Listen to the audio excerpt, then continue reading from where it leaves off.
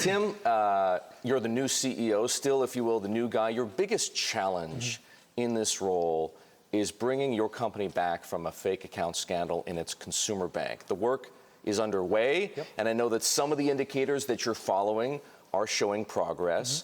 If here is where you started, and here is where you need to be, where are you?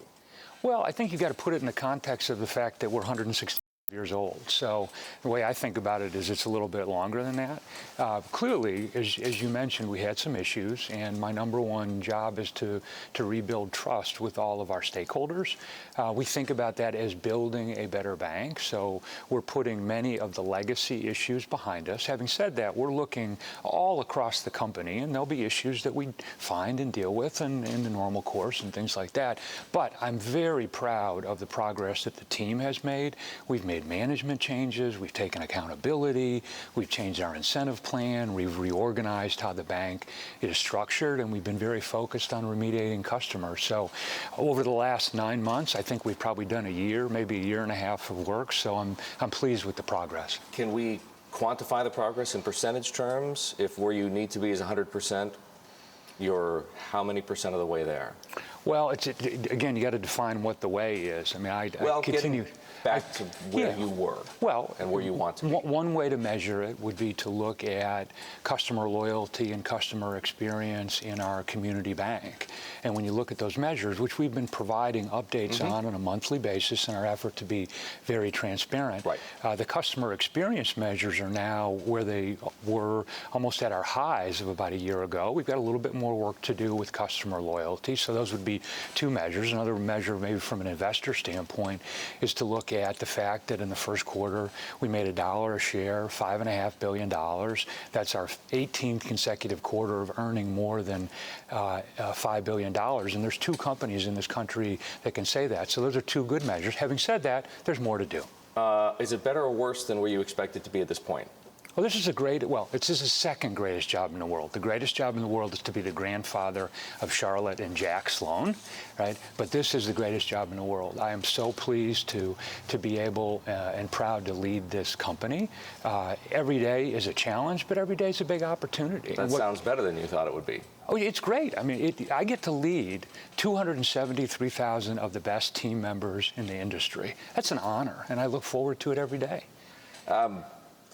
You know, as you can tell, I'm trying to get a sense of how much more work you believe needs to be done to get the scandal behind you. Because as we've both established, that's your biggest job. It took Brian Moynihan, right, 6 years to get B of A out of the subprime ditch. How long do you figure it will take to undo all the damage that was done that you inherited? Sure. Well, so first, I don't get to decide. All of our stakeholders are going to decide. By the way, I think Brian has done a great job of being CEO of Bank of America. And if I can perform as well as he did, I think that's going to be great. I think we're going to. You don't want it to take 6 years. We're going to move through this faster, is my guess. But it's going to be up to us to rebuild trust with our stakeholders. So it's in our hands. And again, I think we're making great progress. What's on the list of the things that you still need to do? You established that you need to rebuild trust with your customers, with your employees, with your shareholders, for that matter. But you've also got municipalities, for example, some of which blacklisted you. What are some of the other proof points that you need to tick off to, again, put Wells Fargo in the clear? Sure. Well, it's stakeholder by stakeholder, as you said. And as it relates to municipalities, not all the municipalities have blacklisted us. Many have said, you know what, we love doing business with Wells Fargo. And what I've said to every one of the states and municipalities whose business that we've lost or has been put on hold, we want to win that back over time. And we're going to win that back. But my measures are the 6 aspirational goals that we introduced to our team in March. We want to have the best customer service and advice in the industry. We want to have the highest team member engagement, being the employer of choice. We want to be the most innovative bank. You spent yesterday with some of our team in our innovation labs. It's very exciting.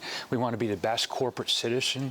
We want to have the best risk management, and we want to have the best long-term shareholder returns. So when we achieve those goals, then we'll be done. Have you taken all of the steps necessary to change the culture in a way that makes what happened impossible or almost impossible in the future? Yeah. Or is there more to come? Well, I can't promise perfection, right? We're in a large, complicated business. We have tens of millions of customers, hundreds of thousands of team members, and so some days we make mistakes. I think the important thing is that if we make a mistake, we're going to fix it and we're going to learn from it. And that's what we've been doing over the last 8 to 9 months, is learning from some of the mistakes we made. So, for example, reorganizing the company, moving some of our corporate enterprise functions that manage risk on a centralized basis in terms of, instead of having them in lines of business. Those would be examples of fundamental changes that we've made in the company. Is there more of that to come? I don't think there's more reorganizations that need to. But you mentioned management changes, reorganized the company. Yeah. You changed incentive structures. We did, yeah. That's why I'm wondering, are you done with everything you think that needs to be done internally? Yes. So again, I don't mean to not answer your question, but the fact of the matter is we're never going to be done. I mean, think about where we are right now. We're sitting in front of a stagecoach. Right, we started business in 1852. Oh, this company has had to innovate for 165 years. I recognize that. You had a problem to fix. Right, yeah. But have you done what you think you needed to do to fix that problem? I think we're making progress. You mentioned culture, which is very important at Wells Fargo. We've rolled out a culture survey to all of our 273,000 team members. They're taking it right now. We're going to get that feedback, and then to the extent that we need to make some changes, we'll go ahead and make changes. But all of the things that we set out to do in October when I became CEO, we have accomplished. We're still in the midst of some customer remediation.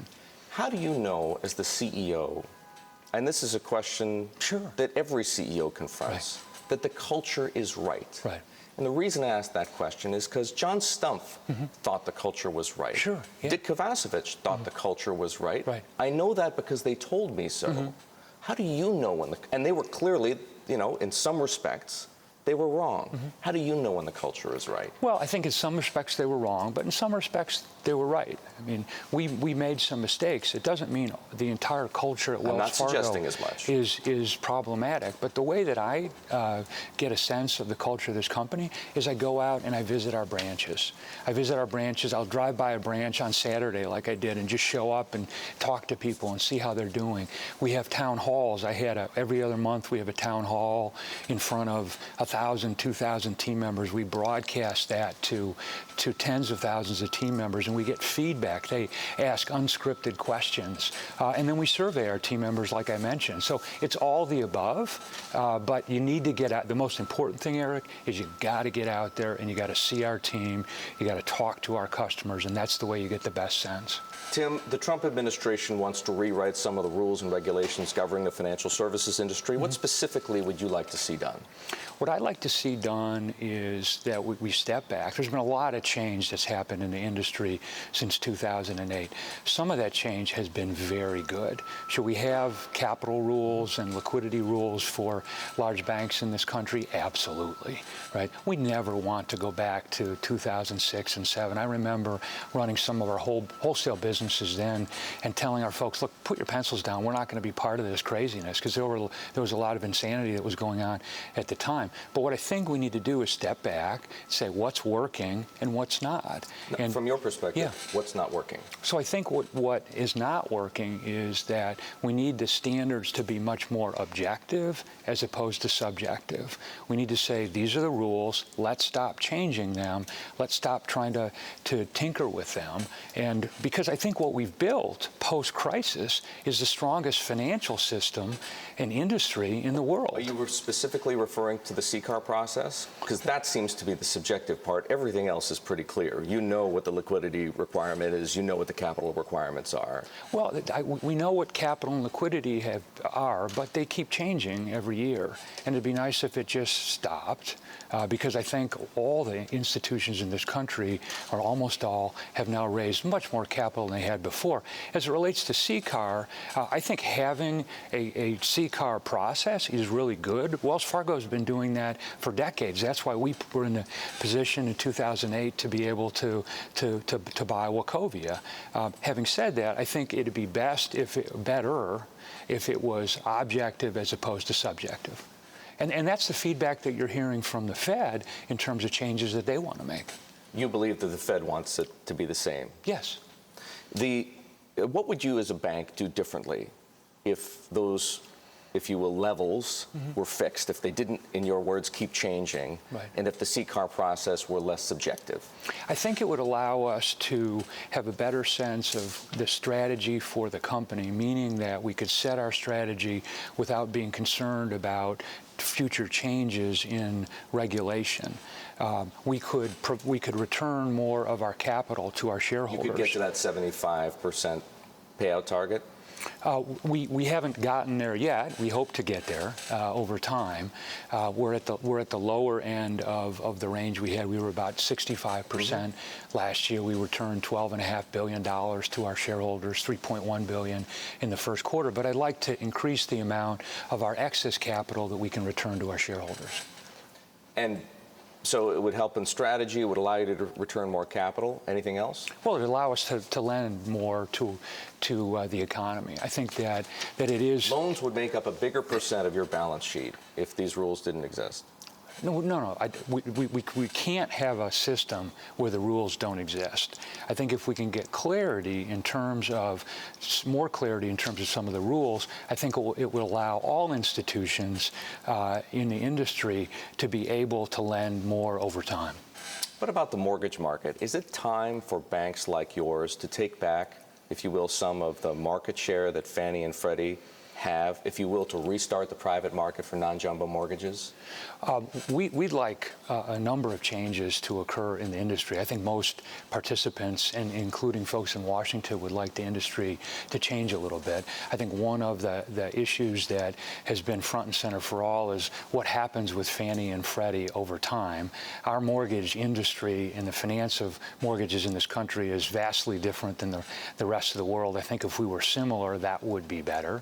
But I think there's always going to be a mix of on-balance sheet lending, off-balance sheet lending, securitized lending, and we need to have that mix to be able to have a vibrant mortgage market, which is very important because you see demand for homes continuing to increase. When you say the U.S. should be perhaps more like other countries in that regard, is that to say you don't see a place for Fannie and Freddie, for the GSEs, for government and housing market? No, I think that there is a place for the government and the housing market. I think about the FHA market, for example, helping first-time homeowners get their first mortgage. That's how my wife and I got our first mortgage, having a VA program to help veterans who've done so much for this country. But over time, I think we'd all be better off as taxpayers not to necessarily be on the hook for every mortgage or many mortgages that originated in this country. So FHA fine, VA assistance fine, Fannie and Freddie maybe not. Well, they're fine, but over time, I think it would be better if there was more private support and less public support.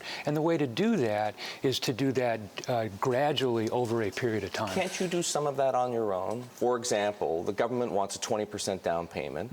You could ask for a 10% down payment. Originate those loans, again, what would otherwise be conforming loans, and restart the private securitization mortgage market. For right now, we think that it's best for our shareholders and our customers to provide two types of mortgages. One, mortgages that we provide that we keep on our balance sheet. That mostly sometimes jumbo stuff. Mostly jumbo stuff. And again, we're a lender all across the country, so we've got great opportunities to do that. It's a very important part of our balance sheet. And then to provide conforming mortgages to customers. I see. So long as the rules don't change, if you will, and Fannie and Freddie participate the way they do today, it's really not economically attractive. No, not necessarily, because I think what's missing right now, to your point, is that because of some confusion on some of the underlying rules as it relates to the securitized market, there hasn't been as vibrant a non-governmental guaranteed securitized market. Erik, I think that's going to be changing over time. You might see us this year actually originate a securitized offering. In what would otherwise be conforming loans? Or it could be a mix of conforming, non-conforming. It most likely would be a mix of conforming. So you are trying to restart that market? We are, but we can't do it ourselves. Okay. Yeah. Wells Fargo has been pulling back in auto loans and reducing the share of lending to subprime borrowers.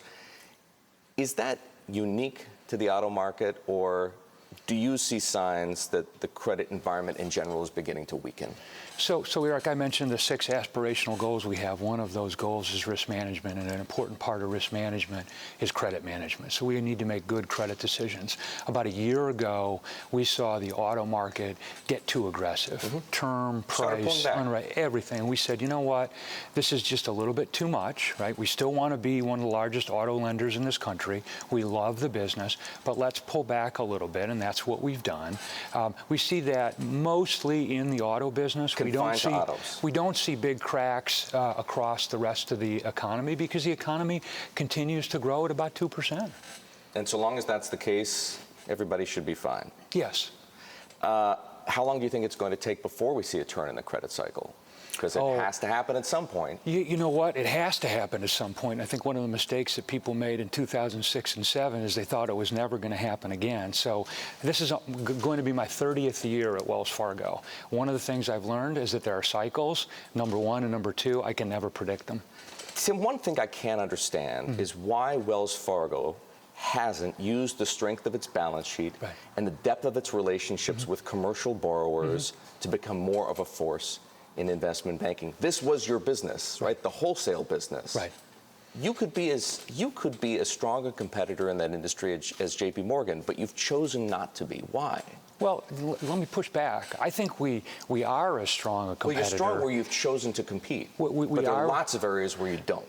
Right. In terms of, well, most of our investment banking business is here in the U.S. We have a smaller footprint outside the U.S., so that's a big difference. But I think, when I think about the advice that our investment bank and bankers are providing to our customers, it's as good as anybody in the industry. We're going to grow that business based upon how our customers want to use it. Our risk management is probably a little bit conservative. No market share targets, for example? No, not at all. We don't have a market share target in any of our businesses. What about the promise of machine learning and artificial intelligence? Right? Every CEO has to have a plan today. If you look at Wells Fargo, you look at the functions human beings are performing. What functions will they no longer be performing 5-10 years from now that will be replaced, if you will, by computers? Maybe the CEO. I don't know. I think any function that is repetitive, right, can be done as well by a machine as by a human. I think any function that requires judgment, that requires listening, that requires empathy, can be done only by a human. And so I think you're going to see our business continue to evolve. That's why we're so excited about the innovation that we're bringing to our customers. But there is always going to be a place in our industry for human contact. So today, if you looked at those 273,000 people, how many of those jobs are repetitive? Oh, I don't know off the top of my head.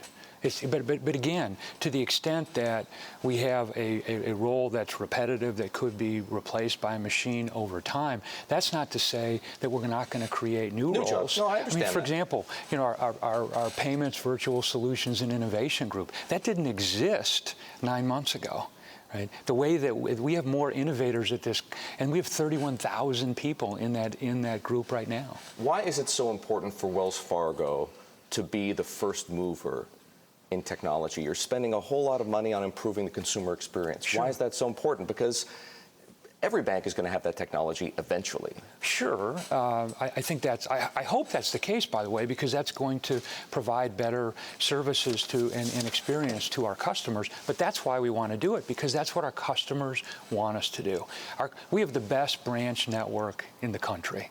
Right? There's no question about that. Our customers love using the branch network. But you know what else they like? They like using our mobile capabilities. We were voted #1 by Keynote this year. They like using our online capabilities. We brought online banking to the industry in the mid-90s. So we've been innovating for a long time. The reason we want to do it is because that's what our customers want.